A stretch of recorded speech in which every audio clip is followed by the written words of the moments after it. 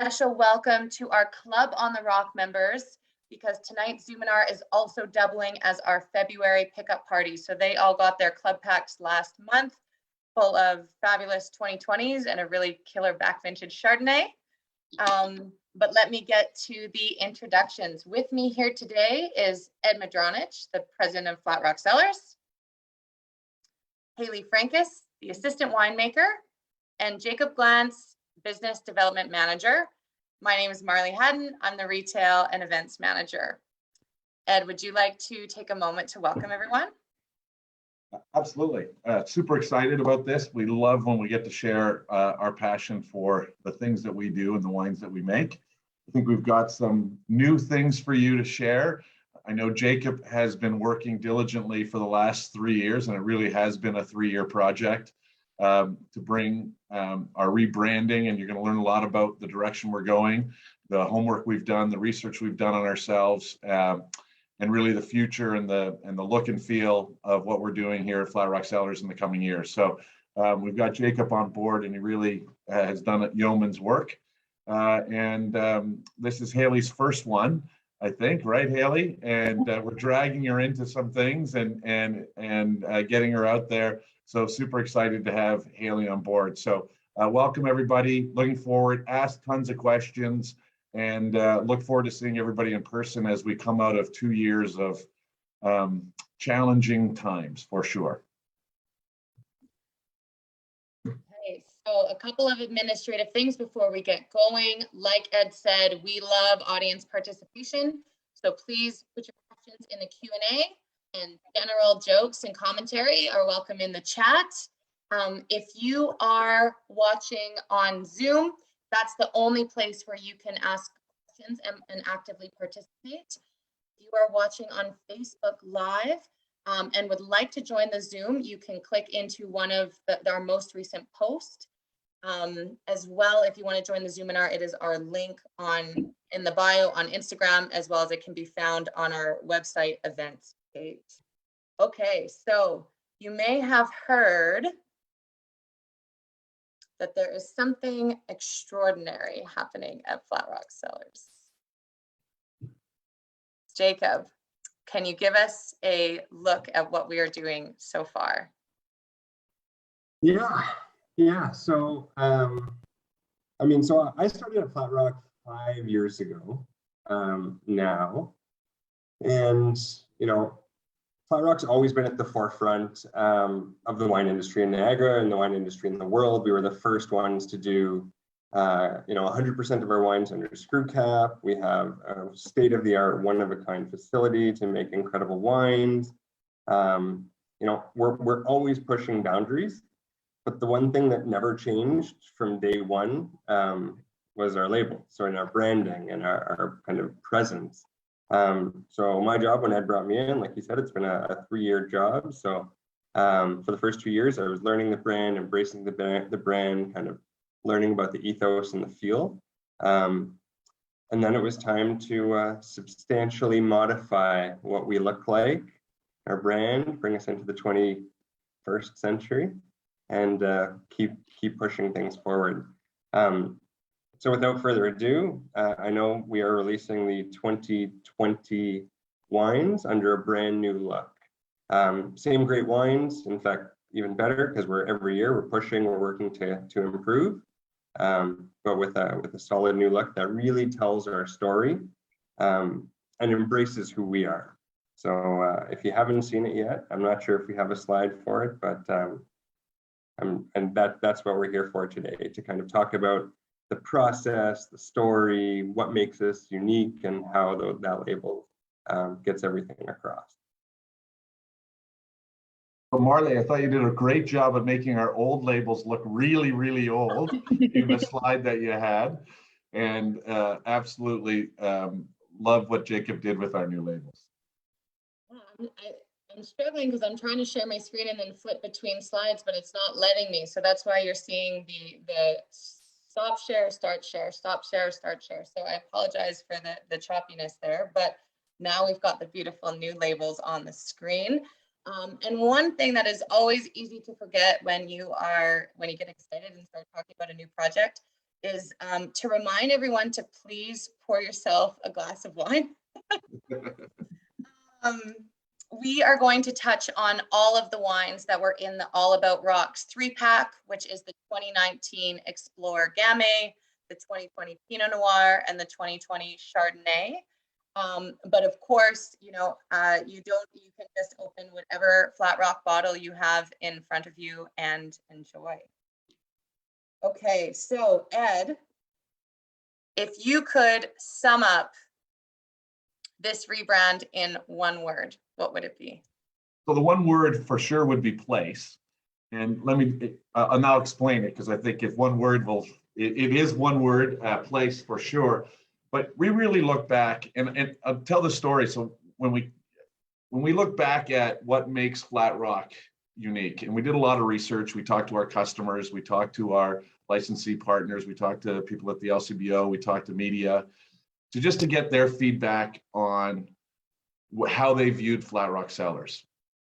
And at the heart of it, it kept coming back to our vineyard. For some reason, our wines are able to deliver higher quality at better price points, really, than anyone else. And that was really the feedback. And it really goes back to our vineyard and our place. And I remember when we started, we were trying to figure out a name for the winery. And I really didn't want a Madronich winery. It's just not what we wanted to do. And we were really trying to come up with a name. And when we did the vineyard work, we pulled up a whole bunch of Flat Rocks. And I'm a huge believer in wine comes from a place. And so because we pulled up all these Flat Rocks, we're on the Niagara Escarpment, it's all limestone, we called it Flat Rock Cellars to reflect the place. But we never fully embraced that. And when we look back at what makes us unique and what makes our wine so powerful is really that place. And so, I think after all of that research, we sort of landed on, we've got to really embrace our place. And that's how we landed where we landed.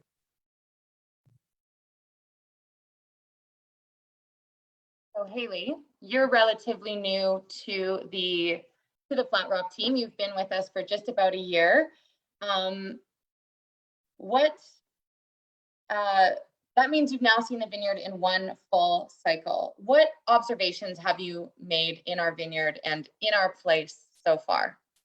Yeah, I've only been lucky enough to work with the fruit for 1 year now. And despite this vintage being a little bit more of a challenging vintage weather-wise, it was actually kind of the perfect one to see how unique and exceptional the vineyards were. We were seeing the fruit ripen a week to 2 weeks before vineyards that were right next door or very close to us. And that definitely helped us pull off a lot of really great quality fruit before some of the harsher rain events later on.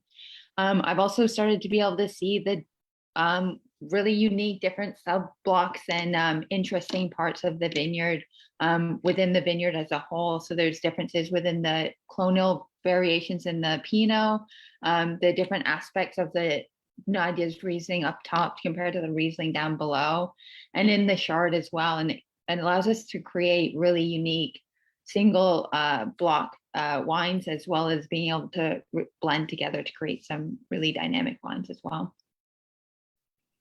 Right. So there you hear it from our winemaker and our owner. I'm sure they could wax poetic about our vineyard all day long, but we are here to talk about more than just the vineyard.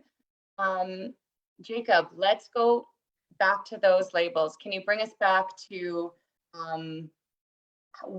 how did the evolution start, and where did it land eventually? And just back to Ed's point and Haley's too, we really did. We spoke to everybody. And for sure, the vineyard is super important. But, when we spoke to some of our partners in restaurants who've never been, who don't work in the vineyard, or club members, and like I said, the place to me also represents, when you stand on that balcony and you look out and you see the vineyard and you see Lake Ontario and you see Toronto in the distance, place is all encompassing, because, there's lots of great vineyards around the world. But I would argue that nobody has a building like us, nobody has a place like us, nobody has that combination of everything. But the real challenge for us once we settled on place was how the heck do you put place on a label? And so what we did was we went out and we sourced a design firm, and we spoke to dozens. We put out an RFP, a request for proposal, and we got back tons of options. And we settled on a company out of Vancouver. It was important for us to stay Canadian. Their labels are in museums all around the world. Their labels are in a museum in Milan. They're in the San Francisco Art Gallery.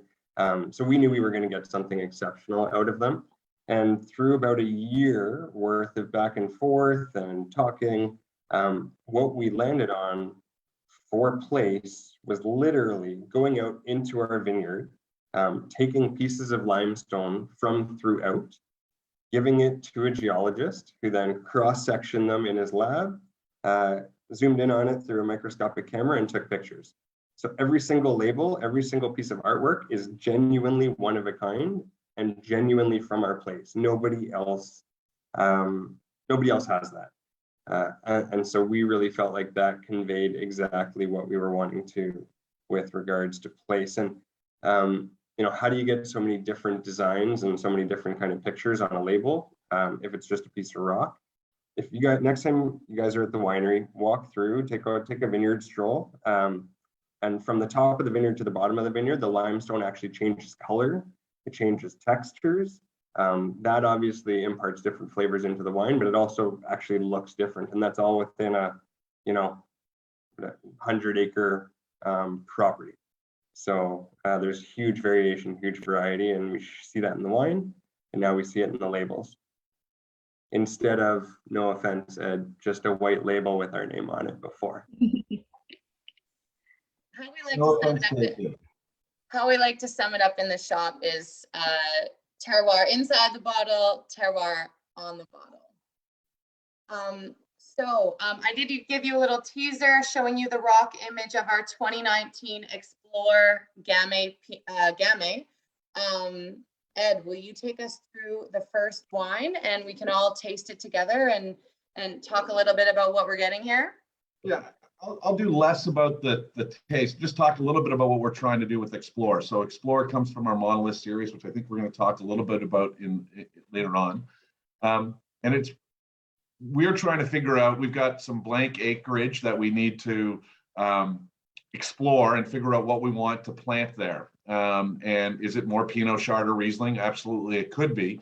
But we wanted to explore and see if there's another variety out there that works, that will work in our vineyard, and that we can learn how to make it. Well, make it before we actually plant it, so we know we can make it, and it does it has the quality that will live up to our standards at Flat Rock Cellars. So we're working with a farmer just a little bit, not too far away from the winery, just farther down the bench to the west of us, and we bought the fruit from them. And really, this is a project about, is Gamay the right variety for our soil and our place? And what do we need to do to get the full expression of it? And that's what you have in your glass is our first take at a Gamay to see if it's a variety that we want to plant. And I'm loving the nose right now. I'll let Haley and Jacob go all over it, but I'm really enjoying the nose. And one of you two can go and give your tasting notes. Jacob had a little bit of trouble in traffic today, so I'm going to have to step up and drink these wines. Ironically enough, because of today, today with this being the Zoominar, I actually got stuck at the printers working on some of the new labels, so stuck in Toronto. So I am wineless, unfortunately, but I'm deeply embedded in label and branding right now. So it's good. My fault. I've been pressuring him to get the twisted labels in time for bottling. So Explore Gamay, Alan, to answer your question, is about exploring our options for the back 40. Ed answered your question perfectly there. That's why we've called this Explore. We also made an Explore Sauvignon Blanc because it's another variety that we are considering for, that unplanted acreage back there. But I'll go first. I love Gamay. So I was very excited that we made a single varietal one. The 2019 was also my harvest, so I got to help with this one. I remember it coming into the building and being so fruity and aromatic and kind of like just exploding cherry blaster red fruit. And it still smells and tastes like that. I just like have this like direct root memory to the fruit, and drinking it just like brings back all of these great memories of helping to make it. I love the acidity and the tartness of Gamay as well. Yeah, that's the one thing I for sure got it. It gets this really chewy acidity in it, and I think it's one of the characteristics that makes the vineyard so special is that acidity. If we had Rusty Shed, to me that's one of the great things about the Rusty Shed Chardonnay is that chewy acidity, and it's not just it's more, I'll call it flavorful acidity. For me, it's more like on this one, for me, more like almost like tangerine or orange juiciness acidity that you get on it that I really like. Haley, what do you think? Yeah, I know Allison told me this was her first crack at doing a Gamay Noir, and I think for a first go, it is amazing. It's definitely not the bubblegummy type of red fruit that you get with some Gamays. It's more definitely a different style, and I think it works for Flat Rock. Yeah, to me, it's more Beaujolais Cru than it is Beaujolais Nouveau for sure, right? You know, it has ageability, it has structure, it has depth versus, you know, sort of the Beaujolais Nouveau, which is just a fruit bomb and pretty simple and short. Mm-hmm. So this wine, Explore Gamay, can you guys see? This is part of our monolith. So lots of rock on the label, lots of rock references. Can you explain to us what the monolith series is all about? Yeah, so that was one of the other things that when we did our homework about who we are at Flat Rock Cellars came out loud and clear. There was one, it was our place and how great our vineyard is. The second was you guys do education and innovation and experimentation and all you do. We started in 2004 with our clone research series. We did a block series. We've done our Rogue. We've done Nature Nurture. The list goes on and on. We've always, and you guys don't see all the experiments. You know, Haley and I were talking today about it, and it's like we make her do a whole bunch of experiments, or we don't make her, but they do tons of experiments in the winery because we want to get better. And sometimes we feel that this is so cool and so great that we want to share it with our customers. And so we have always done it, but we've always done it sort of, I'll say haphazardly, one here, one there, and we never fully embraced it. And we felt it was very important for us that and just another note, when we talk about education, even when you come to the winery, one of the things our customer said is, oh my God, you guys break down wine in a great, simple way. It's informative. You always explain the why on a tour. You don't just say, these are French oak barrels, these are stainless steel tanks. We try and explain why we do the things we do, how we do them, and what the outcome is meant to be. So whether it's at the winery with the experience at the winery or just in the wines that we do, education and that innovation has always been part of Flat Rock Cellars. And we wanted to really embrace it in a tier of wine rather than just haphazardly have it every once in a while. And so we created our Monolith series. And you'll notice all our names for our new series, Capstone, Monolith, Foundation, all related to stone, rock, place. So our Monolith series really encaptures the work that Haley and Allison do every day, all year long, on learning more about our vineyard, our winemaking techniques through experimentation and innovation. Like Ed said, experimentation is not new. And so I was really curious to know what everyone's favorite experimental flat rock wine is. There's lots of club members with us here today, so they know that we do this and, you know, have supported it and bought these fun wines along the way. But Jacob, do you want to share with us what your favorite experimental flat rock wine is? Well, and just to add on to Ed, you mentioned that you know, we did a lot of these one-off kind of experiments over the years, and if you actually search in a dictionary what a monolith is, it's a single great stone that stands alone from the rest, right? So it's its own unique piece of rock, and we thought that really kind of fit what we were trying to do. As far as my favorites, I had to think about it, and I think that it's probably the 2011 Block Series Pinots, just because of how you could learn from that, like how you could literally stand on the balcony, look left, that's one wine, look right, that's two wines, look at the bottom, that's a third wine. And it's actually, it's the 10-year anniversary of it this year, the 2021 vintage. So I've been asking Haley, and I don't know if we'll get it, but I've been asking Haley and Allison to make another version, because as the vines age and we learn about the vineyard a little bit more, the blocks, the individual parcels will change, and it'd be really cool to have everybody at the winery and do a 10-year vertical of same parcels. So that's mine. What's yours?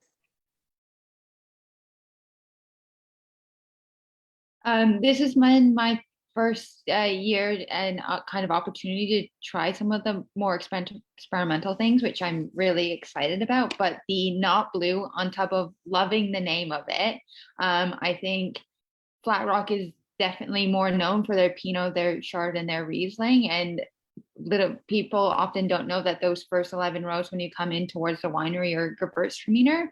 And 2020 was such an excellent vintage that Allison was able to pull that off whole cluster, ferment it in a barrique barrel whole cluster, and it just is such a beautiful way of showing an orange wine. The fragrance you get from the Gewürz on it, but it's also so clean and bright as well. And we're hoping, I know Ed's not a fan of orange wines, but if we do more orange wines like this in the future, maybe we'll get him on board a little bit, see how far that goes.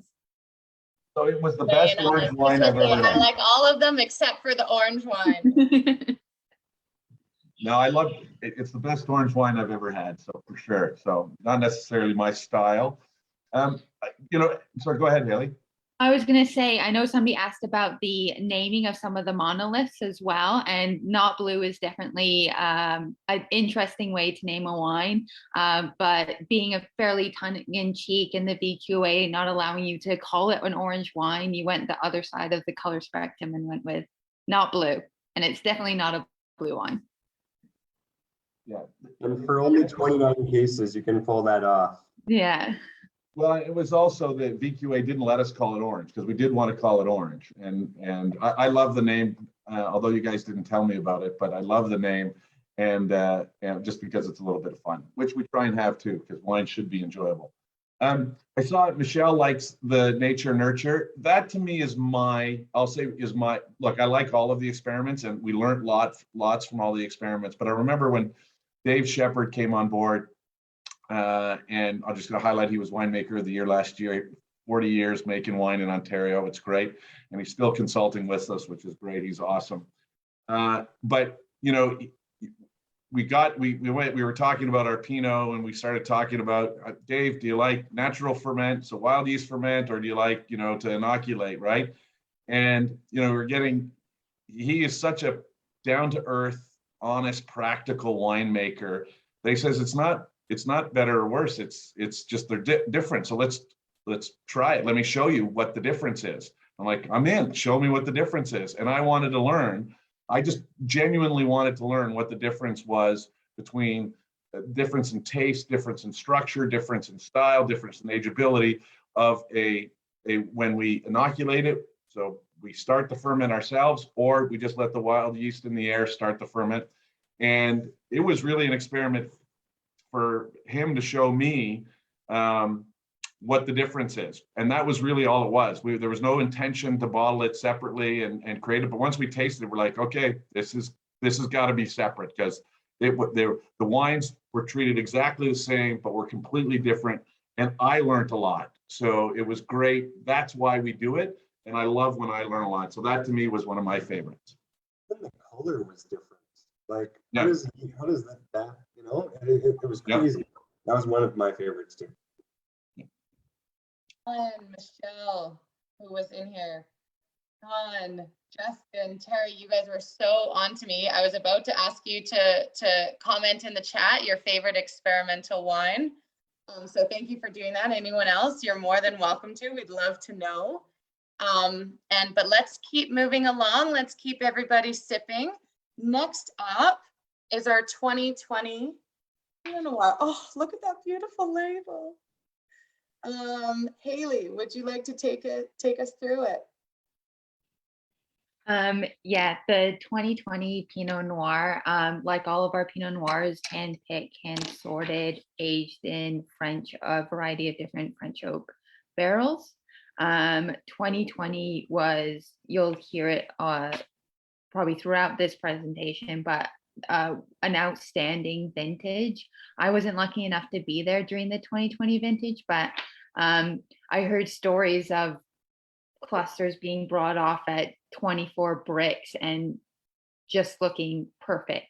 They said they needed almost nobody on the sorting table because every cluster that was coming through was beautiful. And you can really, the nose on this wine I find so inviting, and I just want to keep smelling it.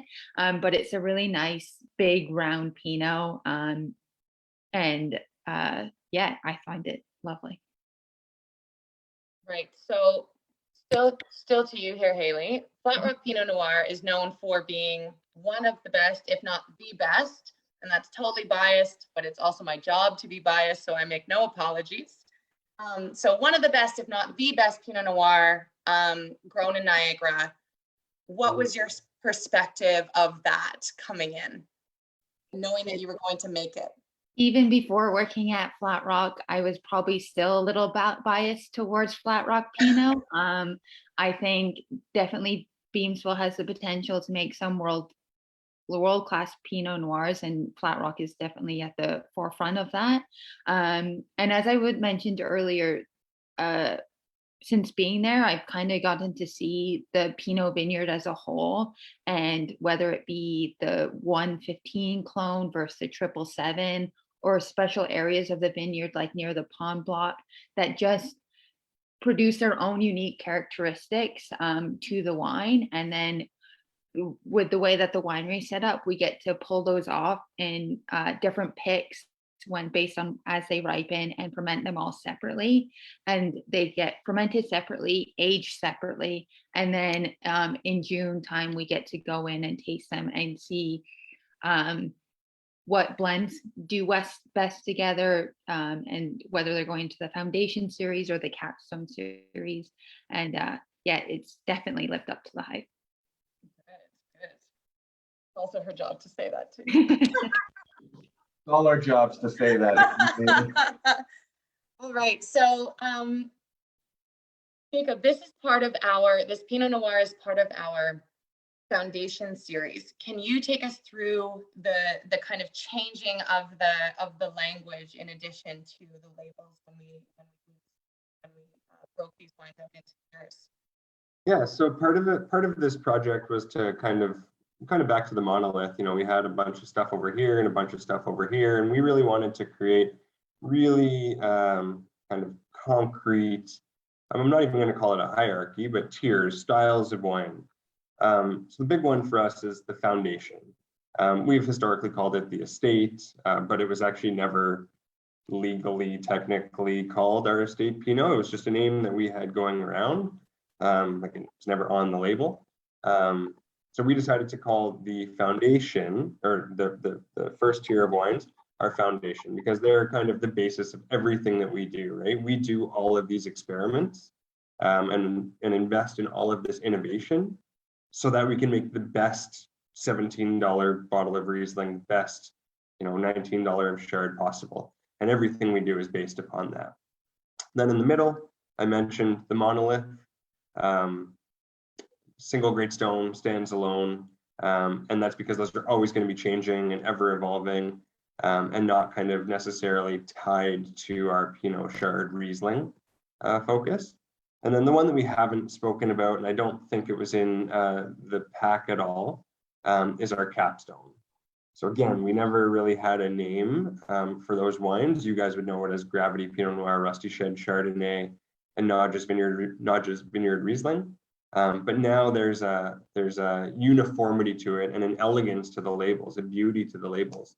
And again, if you look up Capstone, it's our single greatest achievement. It's our best of the best. It's what we strive to do every single year.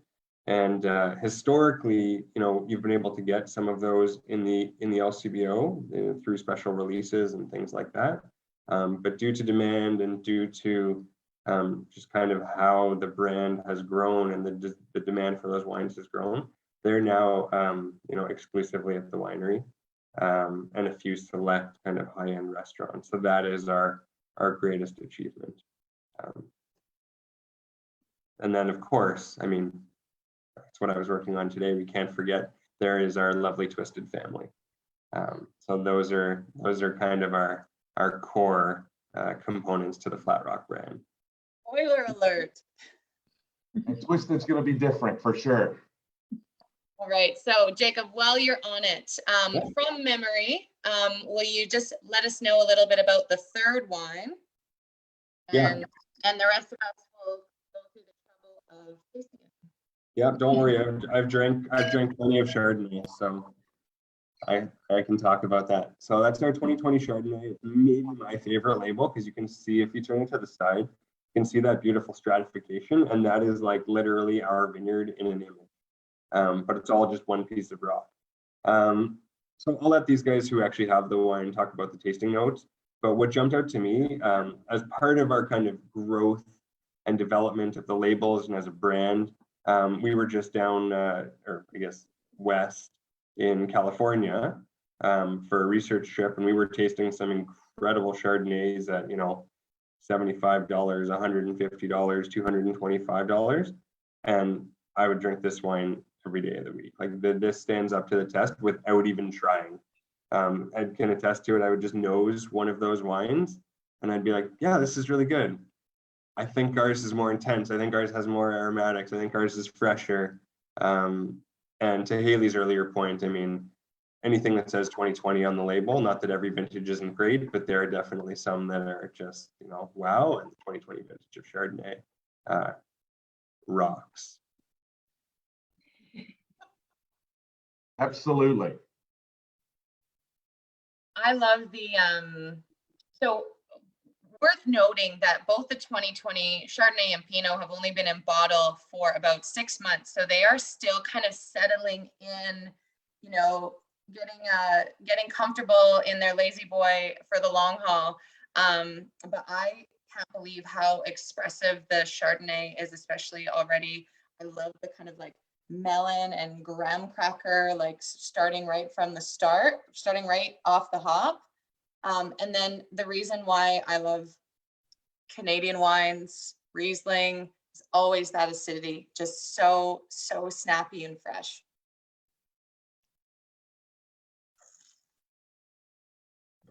Yeah, Marley, I'm just looking at some in the chat, and I just to go back and we can get back on track. But I see Amplify is my favorite of all time, Tyra, right? So one of the things, which is great, so Amplify is one of our monoliths, and I asked Allison to make just how do we amp up Riesling, right? And I want to say, Haley, you probably correct me if I'm wrong. This was barrel fermented, barrel aged, malolactic fermentation, like crazy stuff that you don't do for Riesling. Riesling's usually in stainless steel, never malolactic fermentation. I think this one's bone dry, more or less. I don't think it has a lot of residual sugar. It's just it's just not done.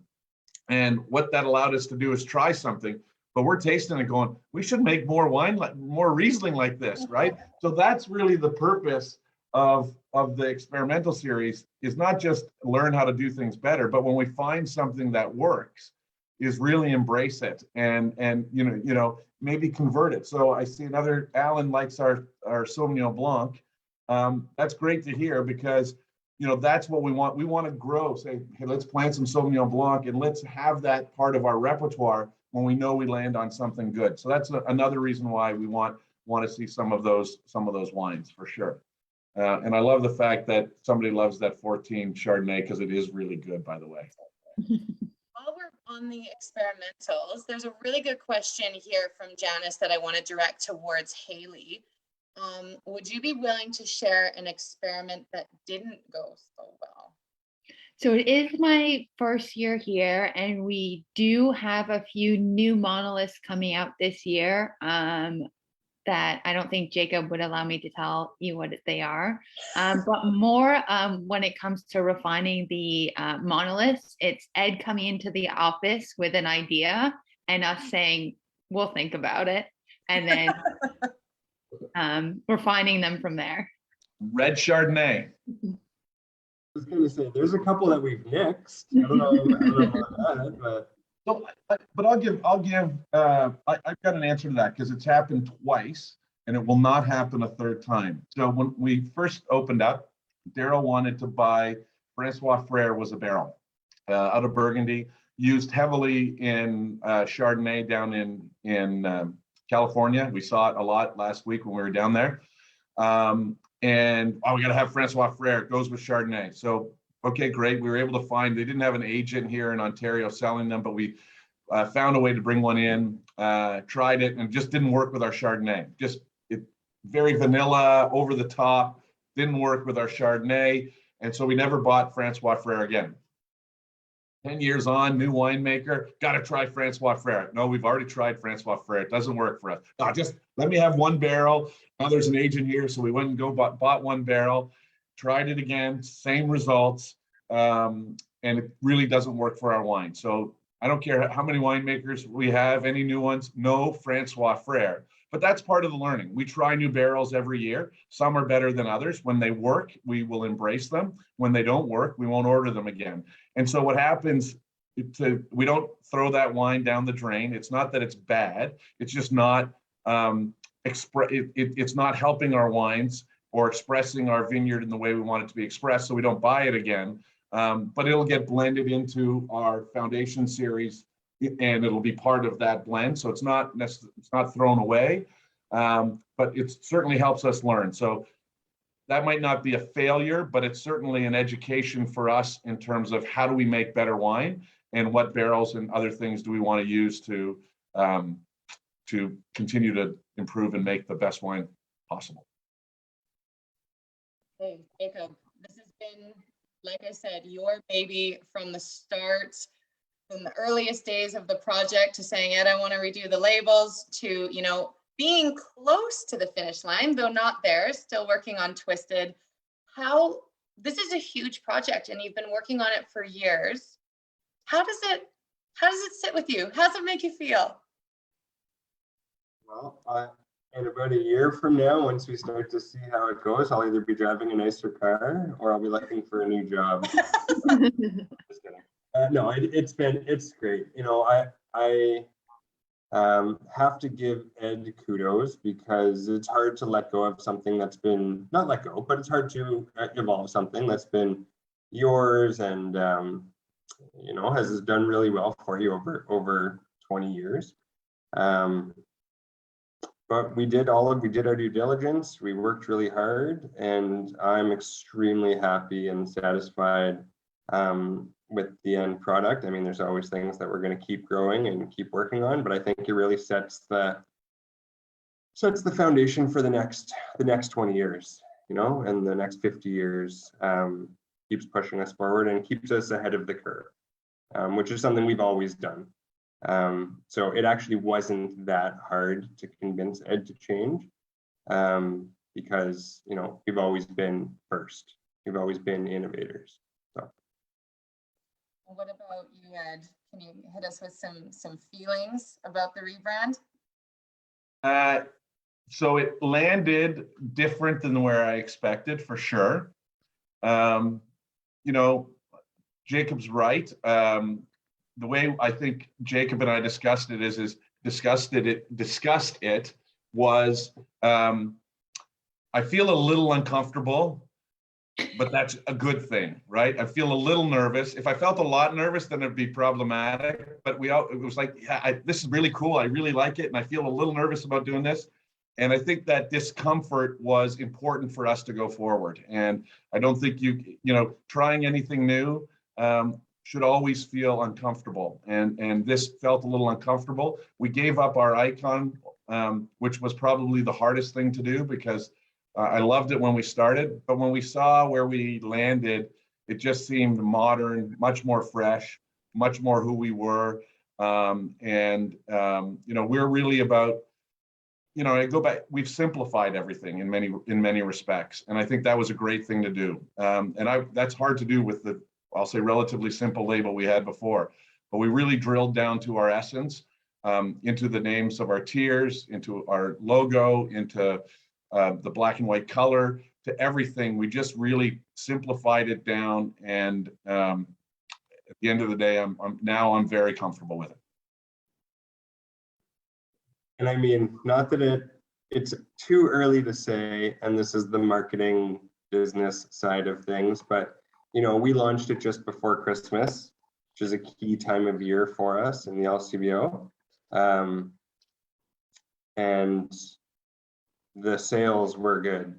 We saw improvement, and part of doing this was that we have a really great, we love you guys. We have a great following. We have a great core of Flat Rock fans. But how do we share our wine and share our passion with new people who are willing to take that leap into Ontario wine, or take that leap from general list into vintages, things like that. And our old label, I see Terry's comment about the stylized script. Our old label was old school, and I think this kind of broadens the appeal to a wider demographic. So Terry, I love the question. My wife is exactly where you are. She loves the script. She loves the look. She's obviously very attached to it, although she's very happy with where we've ended up. And what I'll say is 2 years ago, we put a big Flat Rock as our entrance sign that is engraved when you come in. If you've been to the winery in the last couple of years, the logo and the stylized font of FRC, that will always be there when you enter. So Terry, anytime you're looking to see the old stylized font, we're not taking down the big rock that's in front, and it'll still be there for you. So so you'll be able to see it. It'll be there it'll greet you every time you come and visit us. So hopefully you come down and you'll be able to see the old stylized FRC that's there when to be greeted. Good. So for all of the fantastic attendees that are with us here tonight, there was a little kind of like special bonus of the evening, and that's the opportunity to vote on the rock label, the actual image that is going to go onto the 2020 Hexa Pinot Noir bottling. So we've tasted 2 2020s so far today, not too shabby. So this is a pretty exciting moment and a pretty delicious wine. But Ed, can you give us a refresher on Hexa? What does it mean, and what can the future drinkers of Hexa expect? Yeah, Hexa is just, when we feel that we've got something unique and powerful and special, which we've had in a few recent vintages where the vintages are great and particularly good, and we've let the grapes hang on the vine, get extra concentration and stuff like that.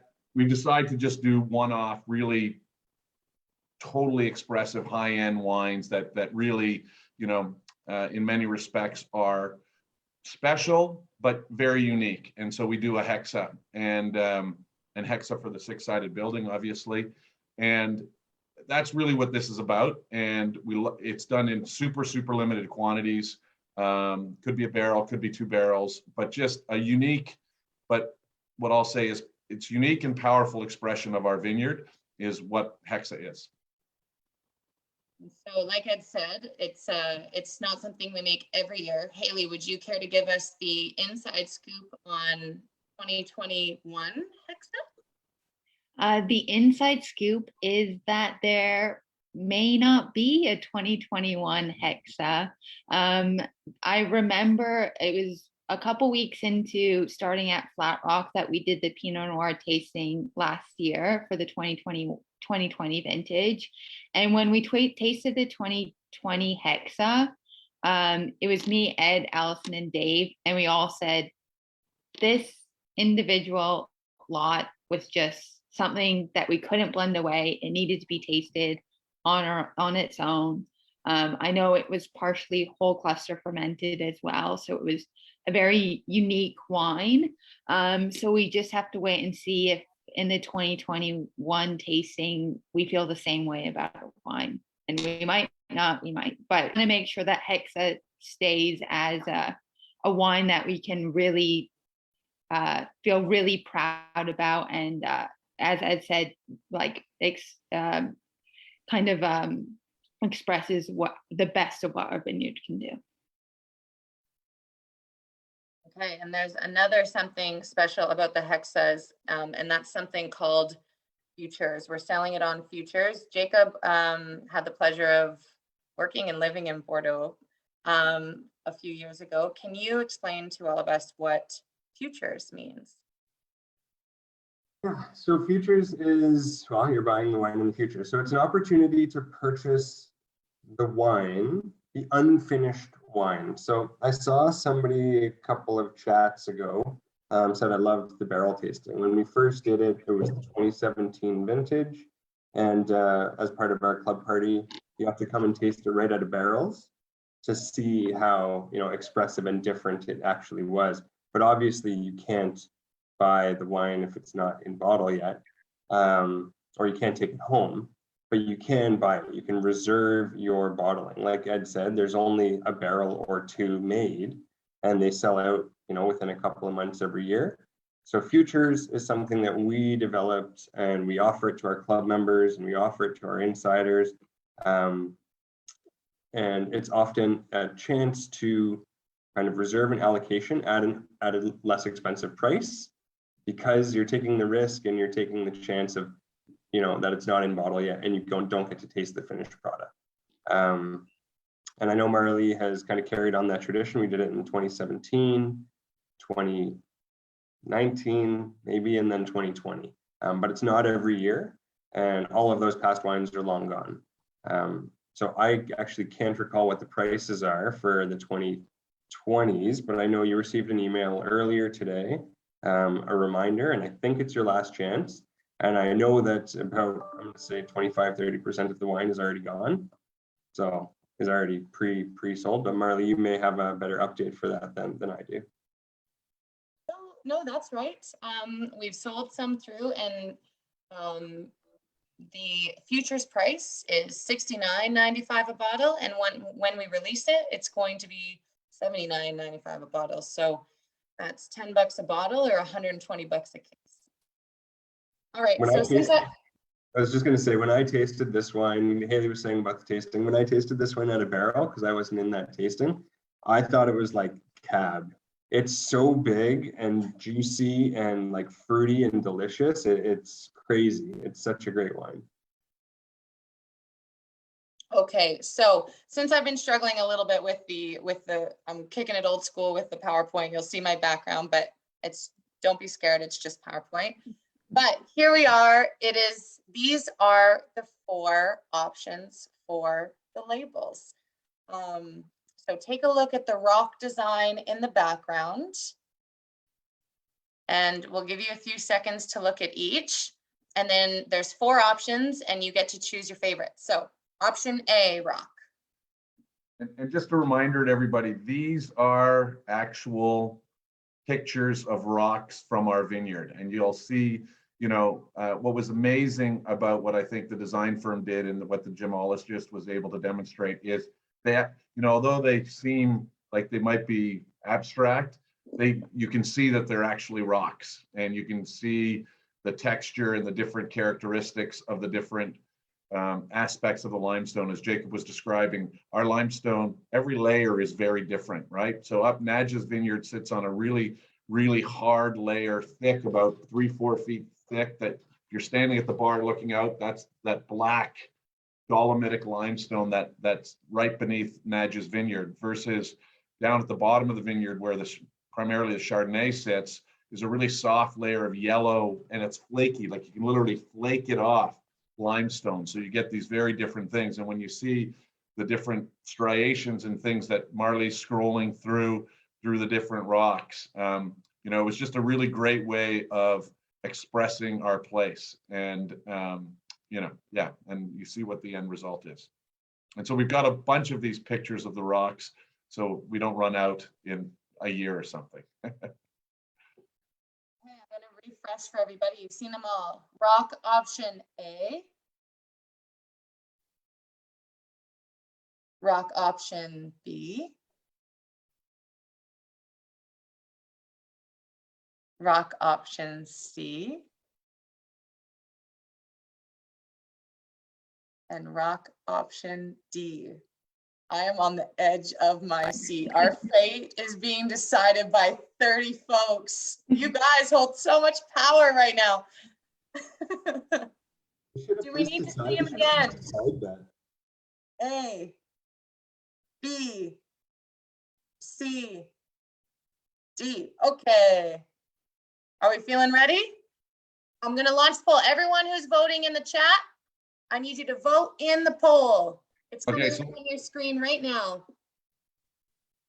Awesome. So everybody can vote in the poll. There's a couple questions that I'll take a look at. Tom asked a number of different FRC wines from different years, recommended aging for the wines. Obviously, every vintage is different. We just had a 2005 Nadjas Vineyard Riesling yesterday that we did for some licensees, and it was still beautiful, stellar, aging beautifully. So I think our wines drink best sort of after 2 years and go depending, Riesling's 30 years, no problem. I'm telling you, our Rieslings can age for 30 years. But 2 to 10 years is, to me, what I would say is best. But it really depends on if you like bright and fresh fruit or a little more dried out fruit. It's, you know, aged wine. So I probably didn't help you much, Tom, but I'll say 2 to 10 is the safe. Riesling, easy 30, but we've had Chardonnays that go back to 2004. I remember Haley, her first experience with me was in June. She had started in June. She went upstairs. We were doing a Chardonnay tasting with some wine writers. We were pouring the 2004 Rusty Shed, and I don't think you could believe how good that wine was, because that was the one you took home that night, right? Yeah, at the end of the night, you said, "Oh, you can take one home with you," and I snuck out with the 2004 Chardonnay for sure. So there you go. That was just last June, and the 2004 was tasting great Chardonnay. So, one of the things I'll say is we strive to be not just the best Ontario, but we consider ourselves a global winery. And to be a great winery, your wines must age. And, we're finding more and more that our wines can do that easily and for long periods of time. So hopefully that helps. Justin asked about virtual events. I would say yes, because not everybody can get down to the winery. And I think we were talking about doing maybe even blended things, and we'll figure all of that out. Absolutely. Hopefully that answers those questions. I have received 24 out of 31 votes, and 7 votes could swing the winner here. So get your votes in. I'm going to wait for another 30 seconds. I did see a comment quick that I just wanted to clarify, is that those rock images that you guys saw, we'll take the one that wins and we send it to our designers, and we'll sharpen up all those edges and clean everything up and make it look like pristine. So some of those hazy bits won't be there. Marley, do you want to just quickly scroll through them again, just so those people who may not have voted can take a look? You bet. And Neil, who posted your vote in the Q&A, make sure you post your vote in the poll so that it'll count. So, but yes, I will show the options one more time.